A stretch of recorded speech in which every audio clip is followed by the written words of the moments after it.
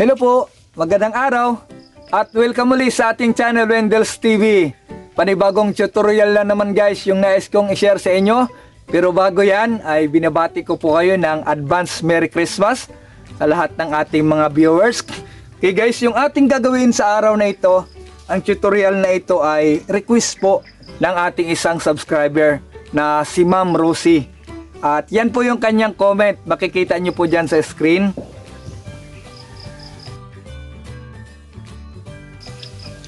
Yan. So, gusto niyang gumawa tayo ng trouser pants na garterize ang likod. Meron na po tayong ginawang trouser noon. Ito po yon. Yun. Ito yung dati natin nagawang trouser. Kaya lang ang gusto ni Ma'am Rosie ay, ang gusto niya kasing sukat din ito na ginawa nating pattern na ito. Same size lang. Ang gusto niyang mangyari ay garter ang likod. So, gawin na natin. So, sana Ma'am Rosie ay napanood nyo ang bidyong ito at makinig kayong mainam sa ating gagawin.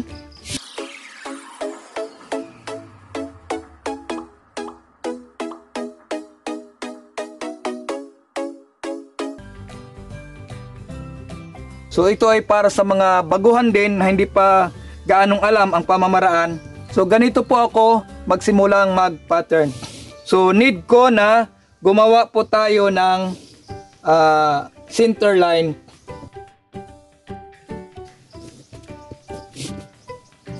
Okay. So mula dito sa dulo, baba lang po kayo ng mga 6 inches. Yan. Kasi continuous po yung ating back, yung paglalagyan niya ng garter. So, kailangan natin dito ng malaki ang space. Straight lang natin to. Yan. Parang letter T. Okay, sulat muna natin yung ating sukat. Yung ating size ng ating waistline ay 34. 34. Yung ating crotch ay 10.5. Yung ating hip ay 40. Yung ating hita, yung ating thigh ay 24. Yung ating namang tuhod ay 17. Ang ating hem or laylayan ay 12. Ang ating namang full length ay 37. Okay. So, itong line na ito ay dito tayo magsisimula. Ito po yung waist line. Okay. So, sa paggawa po ng pants, ay kailangan, pag nagsukat po kayo ng full length ng ating pants, ay kailangan kasama na po yung waistband. Okay. Ang ating lapad ng ating waistband ay 1.5. So, need natin ilagay dito yung 1 inch. Maglabas tayo ng 1 inch. Yung natira dito na 0.5 ay para po yan sa pakain ng ating waistband. So, ganyan po ang procedure. So, ang unang-unang gagawin natin ay kukunin natin ang length ng kanyang crotch, kanyang tuhod at kanyang full length. Okay? Ang ating crotch ay 10.5. So, markahan natin ang 10.5. Ito yon. Okay. Mula sa kanyang waistline hanggang sa kanyang tuhod, sinukatan ko po yung may-ari nito, ay umabot po ng 21 inches. Mula sa kanyang waistline hanggang sa kanyang tuhod. So, markahan natin ang 21 inches. Then, ang kanyang full length ay 37. Markahan natin. Then, add tayo ng 1.5 para sa kanyang fold allowance. So, kung anong sukat nito, gayahin lang natin dito sa kabila. Okay, 10.5, 21, 37, then add 1.5. Okay. Ito yung ating i-connect.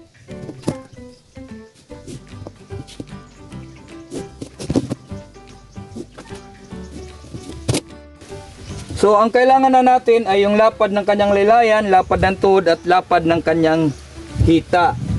Okay. So ang ating laylayan ay 12. So ang 12 i-divide po natin yan sa harap at likod. So 12 divide 2 is 6. Okay. 6. Ang kalahati ng 6 ay 3. Ilagay natin dito sa center ang 3. Yan, din guhitan natin dito yung 1, guhitan natin dito yung 6. Okay. So tandaan yung maigi yung ating ginagawa. So dito naman tayo sa ating tuhod. Ang ating tuhod ay 17. Divide natin sa harap at likod. So 17 divide 2 ay 8.5. So yung kalahati ng 8.5 ay 4 and 1/4. So ilagay natin dito, guhitan natin to. Guhitan natin ang 8.5. Okay, meron na tayong guhit. Dito naman tayo sa kanyang hita. Ito po ay crotch line. Crotch line po yan. So mula dito sa crotch line, baba lang po kayo ng 1 and 1/4. Yan. So ito yung magiging para sa ating thigh, sa ating hita. Yan, ito yung para sa ating hita. Dito po tayo magsusukat. Dito sa ating hita, ang ating hita ay 24. Divide mo yan sa harap at likod ay 12. So yung 12, ang kalahati ng 12 ay 6. Okay, yung 6 ilagay natin sa center. Yan, guhitan natin to, guhitan natin ang 12. Okay. Mula sa line na ito, yan, ganito ang yung gagawin. Add lang po kayo dito ng 1/4 labas, 1/4 loob. Ito naman sa kabila, 1/4 loob, 1/4 sa labas. Ito naman dito sa ating tuhod, 1/4 sa labas, 1/4 sa loob. Ito naman sa kabila, 1/4 sa loob, 1/4 sa labas. Ito naman sa ating hita, ay ganito naman yung gagawin. Ito po ay side seam. Ito po ay inseam. Inseam po ito. Ito ang side seam. Okay, dito sa inseam ay ganito yung gagawin. Mula sa line na ito, markahan nyo yung 3/4 labas, 3/4 loob. Okay? Dito naman sa kanyang side seam, mula sa line na ito, sa mark na yan, 1/2 loob, 1/2 labas. Okay? So ito, ikukunik muna natin to. Itong mga 1/4, 1/4, itong 3/4, ikunik natin yan.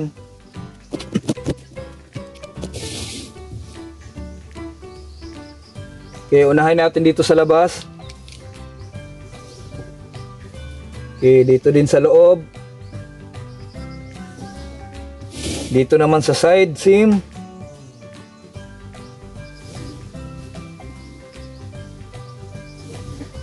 Okay, yung dito naman sa kanyang baba, konting slant lang. Ganyan. Okay, dito naman tayo sa kanyang hita. Gamit tayo ng hip cord. Okay, kuha lang tayo ng magandang anggulo.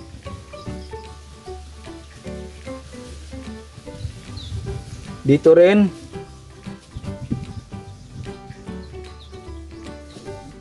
Okay. Straight lang natin to. Dito naman sa kanyang side seam, ganito naman yung gagawin.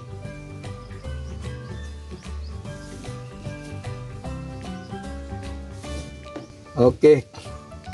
So, tapos na tayo dito sa paa. Dito naman tayo sa ating crotch, pataas. Okay, mula sa line na ito, ay baba po kayo dito ng mga 1 and 1/4. Kasi po ito ay pang babae lang naman. Mula sa line na ito, 1 and 1/4. Okay, nagdidepende po kasi ang lalim dito sa pattern po. Depende po sa size ng ating gagawin. Pag big size po, kailangan nating mag-adjust pababa pa. Pero pag ganito mga normal na sukat lang naman, mula dito 1 and 1/4 lang po. Sige, mula dito, yan, sukatin natin hanggang dito sa center line. Kung ilan yung inabot, yun din yung gagawin natin sa taas. Yan. Okay, straight lang natin. Okay. Sa pangbabae po kasi ay need lang ng straight. Pero pag panglalaki po ay kailangan natin mag-slant. Kasi sa babae po ayaw po nila yung nakabukol yung dito sa harap. Kaya straight lang po yan kapag babae po yung ginawa natin ng pattern. So dito naman yung kanyang pa-curve dito ay huwag nyo masyadong i-curve. Kasi ayaw po ng mga babae ng masyadong curve dyan. So gamit po kayo ng G-curve. Yan. Hanapin nyo yung magandang hubog na hindi masyadong curve ang kanyang crotch. Yan. Hindi gaanong curve. Okay? So dito sa ating hip, para makagawa tayo ng hip, mula dito sa line nito, sukatin lang natin yan. So 9.5, ang kalahati ay 4 3/4. Yan, tapos baba kayo ng 1.5. Yan. Diyan po yung para sa ating hip line. Ito, hip line po ito. Yan. So ang ating hip ay 40. Divide mo yan sa 4 ay 10. So mula dito, sukatin natin ang 10.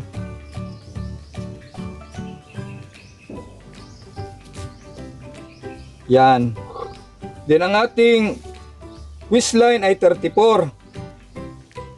Okay, dito mula sa line nito, baba lang tayo ng 1/2.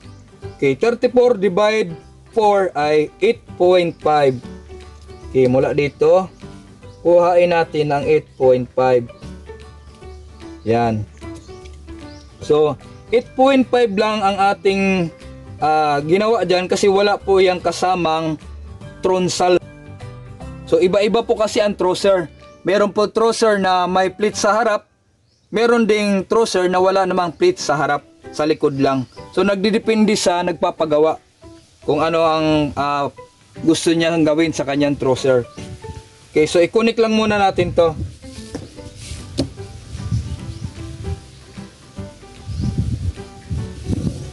Okay. Then ito, i-connect din natin dito yung curve. So, tingnan maigi ang inyong gagawin sa hips. Huwag masyadong curve na curve. Huwag din naman masyadong yung nakakanto-kanto. Kailangan po maganda ang hubog ng ating mga hip kapag gumagawa po tayo ng pattern. Okay, ganito lang po. Sundan nyo lang po yung aking gagawin.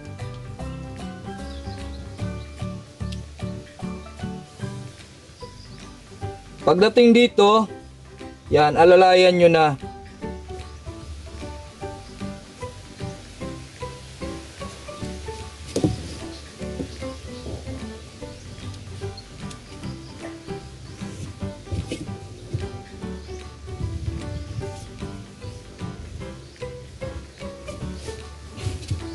Yan. So, kailangan po kasi maganda ang hubog ng ating hip. Dahil pag hindi po maganda ang hubog ng ating hip, pagka ginawa po natin yan sa ating mga fabric, pag-assemble natin, pangit po ang kalalabasan ng ating mga pants.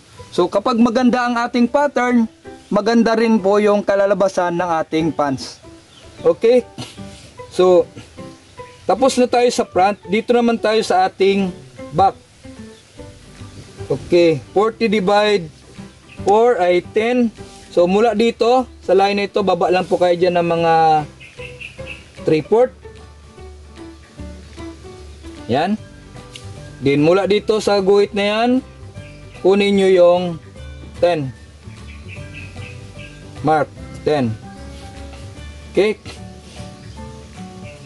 Yes, dito naman sa ating taas, mula sa line na ito, dyan. Ano lang po kayo dyan ng mga 2 inches mula sa line na ito. 2 inches. Yan. I-connect muna natin to.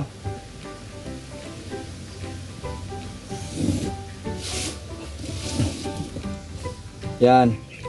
So, mula sa line na ito, sa straight line na ito, taas lang po kayo dyan ng mga 2.5. Yan. Then, kunin na natin yung ating sukat ng width. Ang ating width ay 34, divide 4 ay 8.5. Yan, mula dito, markahan natin ang 8.5. Din add ka ng, ito yung 8.5. Din add ka ng para sa kanyang truncal na 1 inch 9.5. Okay? So, hindi pa natin sinama dito yung allowance para sa kanyang garter. Mamaya na po natin yan isasama. Straight lang natin to. Yan. Then ito, connect natin to. So, kung napansin nyo, tingnan nyo guys. Yan, kung napansin nyo, ay malayo. Sumubra siya ng half inch mula sa kanyang hip, mula sa ating sukat. So, huwag nyong ipipilit na sundin ang sukat na ito dahil hindi po siya proportion, hindi po siya hubog ng maayos kapag sinunod po natin ang sukat na ito. So, need nating mag-adjust. So, wala namang po problema kung yan po ay sumobra ng 1/2. Di baling sumobra ng bahagya, wag lang pong magkulang ng sukat yung kanyang hip. At ito po ay garterized, so walang magiging problema. So, sukatin muna natin to. Atin muna itong i-proportion. Mamaya na tayo gagawa para sa kanyang garter. Yan. Okay. So, ito ang kalalabasan ng normal na trouser, yung hindi garterized ang likod. Ma'am Rose, makinig po kayong maigi. Ha? Ito po yung normal, ganyan. So,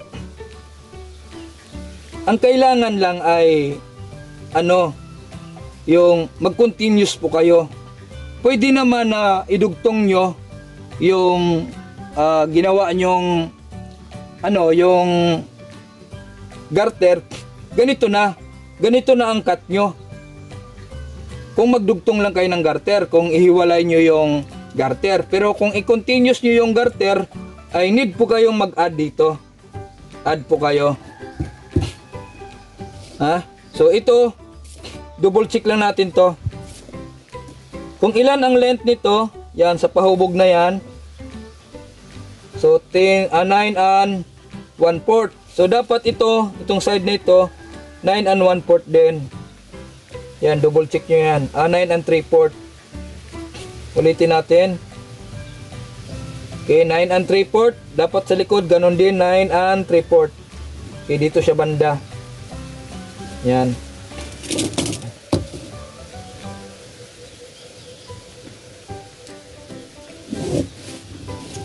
Okay. Yung dito naman, ito, wag nyong baliwalain ito. Kailangan magkakatapat po yan. Okay. Pag sinukat nyo to, sukatin nyo una yung inseam. Yan. 10 and 3/4. At ganun din dapat dito, Ma'am Rose, sa kanyang back. 10 and 3/4. Yan. Markahan nyo. So, ito na yung ating kukurb ng maayos. Yan. Okay. So, dahil po ito ay garter, so, Ma'am Rose, mula sa line na ito, add po kayo ng 2.5. Depende po kasi yan sa garter na inyong gagamitin. Kung ang lapad po ng garter na inyong gagamitin ay 1.5, so mula sa line na ito, add po kayo ng 2.5. So 2.5 lang po kasi meron na po tayong dito, yung 1 inch na half inch na pakain para sa kanyang waistband. So mula sa line, need lang natin ng 2.5. So mula sa line 2.5, markahan natin. Yung dito rin 2.5. Okay. So straight lang natin to.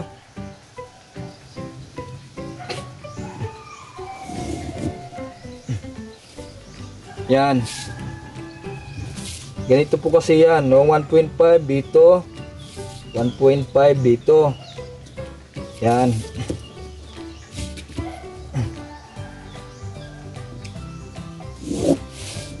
Ganyan po yan. Yung dito natira, 1.5 din to dito. Kasama na po yan sa pakain. Yan, 1.5. 1.5.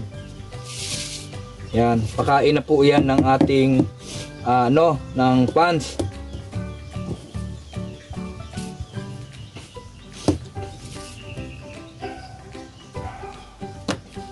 So ito, straight lang natin to, ganyan. So dito na tayo sa ating dugtong. Dahil ito po ay garter ang likod. So kahit mag-add lang po kayo, Ma'am Rose, ng 1.5. Yan, 1.5 or 1 inch. Depende lang naman po kayo, kasi yan sa inyo kung gaano kalapad allowance ang gusto nyong gawin. So pagdating sa hips ay siyempre lalaki ng bahagya yung hip dahil garterized po ang inyong likod. So normal po yan na lalaki po ang ating hip, pero bahagya lang naman. So ganito lang gawin nyo.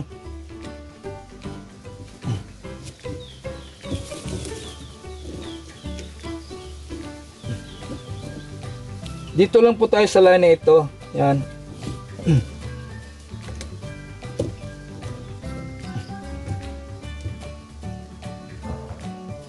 Yan, ganyan lang po yan, Ma'am Rose. Yan. So magiging ganyan ang inyong hip. Kung gusto niyo naman, pwede rin naman pag ganon. Yan, pwede rin yung ganon yan.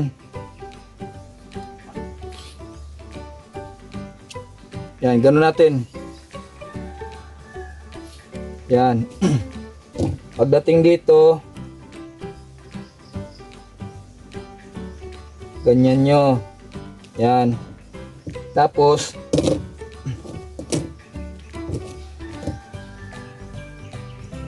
pahalang. Yan.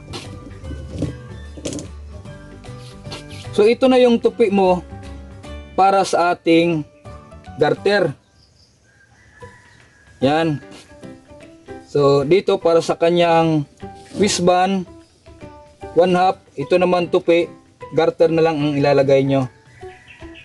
So para hindi po kayo malito, i-cut muna natin to.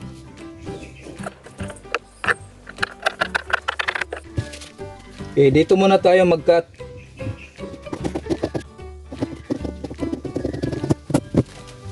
Okay. Ito yung sa ating front, mamaya babawasan po natin to. Itong guhit na to sa back po ito. So gayahin lang muna natin tong para sa kanyang back.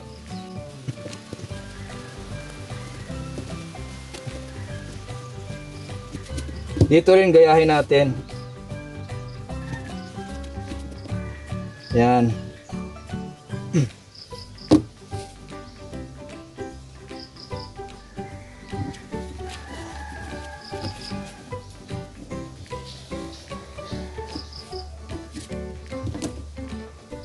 Okay. So tuloy muna natin pag-cut ito. Allowance lang po kayo dito ng 1/2.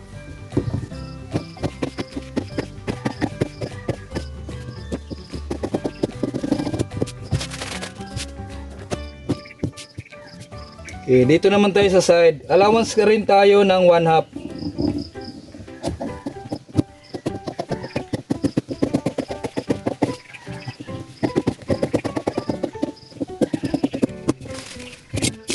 Okay. Ito na po yung para sa ating back. Yan, may allowance na po yan, 1/2, 1/2. Okay. So, ito yung para sa ating front, itong mga nasa loob na ito. Ito yung ikakat natin ulit. So, dito muna tayo. Yan. Dahil ito po ay continuous, ang kailangan po ay hindi po malaki ang allowance dito. 1/2 lang dapat ang allowance natin dito. Yan, iske. Ang gagawin nyo, i-fold nyo muna itong 1/2.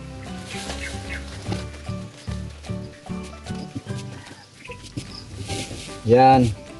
Then, dito kayo maggugupit. Add lang po kayo ng 1/2 allowance para po yan sa kanyang sewing. Yan.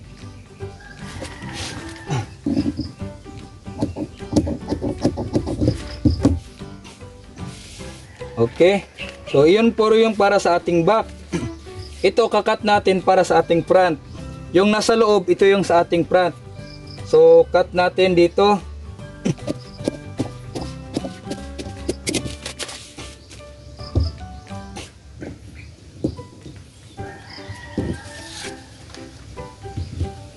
Dito, 1/2 din ang allowance.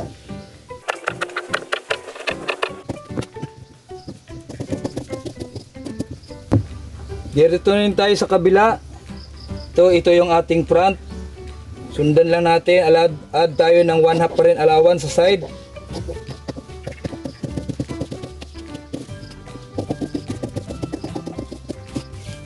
Okay. So ito yung ating front na crotch. Yan, malaki pa yan, oh. So bawasan po natin yan.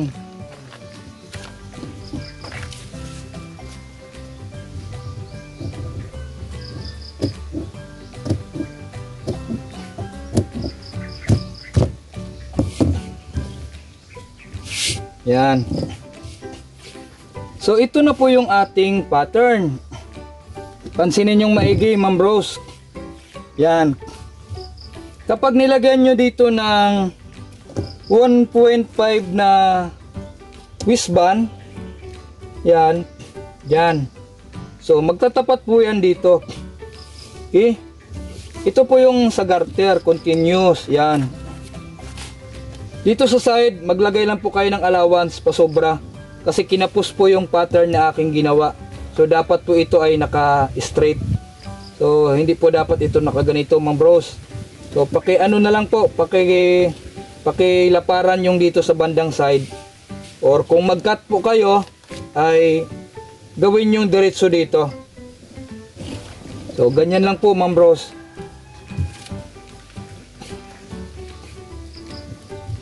So, yan yung ating pattern.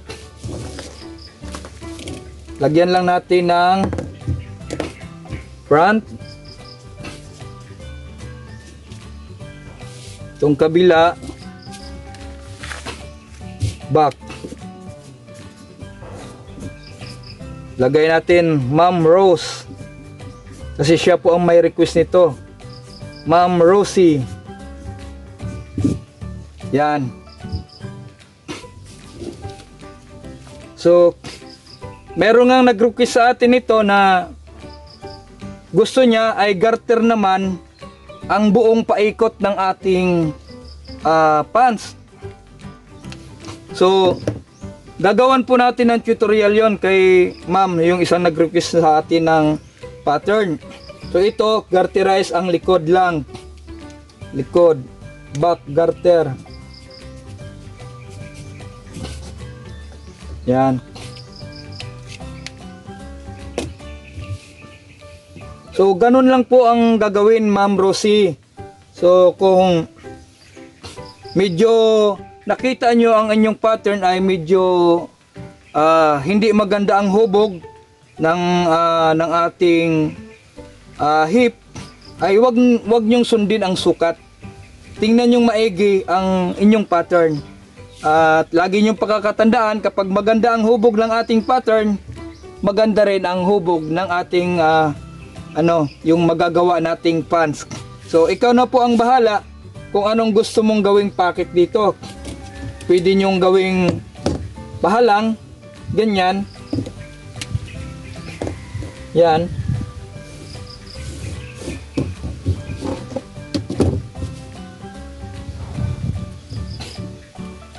So ganyan, pwede rin namang pag ganito. So ang pocket po, Ma'am Rosie, ay nagdidepende na po sa inyo kung paano ang inyong gustong gawin. Yan, pwedeng ganyan.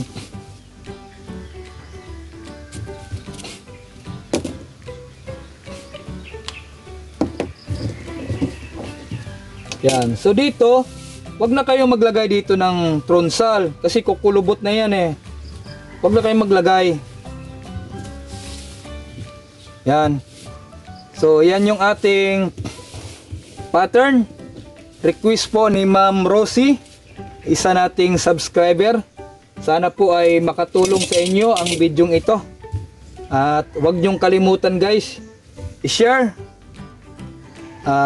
Paki-subscribe sa mga hindi pa nakasubscribe para maging updated po kayo sa ating mga tutorial sa susunod nating mga video. At salamat po sa nag-request Ma'am Rosie. At God bless po sa inyo. At comment lang po kayo sa ating comment section kung meron po kayong hindi naintindihan. So hanggang sa muli guys, kita-kita na lang tayo sa susunod na pag-upload ng aking mga video. God bless po, paalam sa inyo, advance Merry Christmas.